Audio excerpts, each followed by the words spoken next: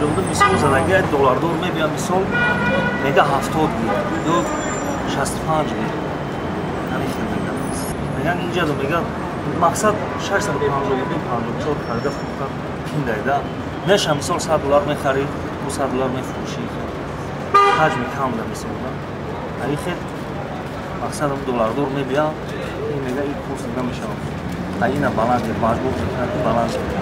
نمیگیریم وقتی چون این ممکنه قبلا میروان مثال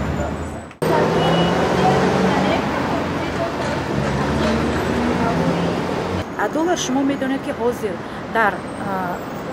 تیرزه ها یعنی در همون صراف ها نوشته شده است که 652 اما 652 این خرید است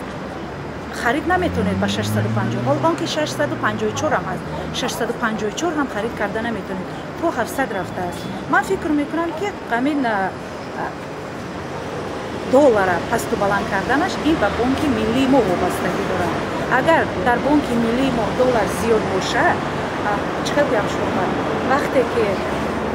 واردات و صادرات تنها با پول تاجیکی گذرانده میشه آن وقت نیاز به دلار نیست اما ما این کار کرده نمیتونیم چون که پول ما فقط برای خود ما هست پول ما از سرحد ما بیرون رفته نمیتونه ما نیاز به دلار داریم اما دلار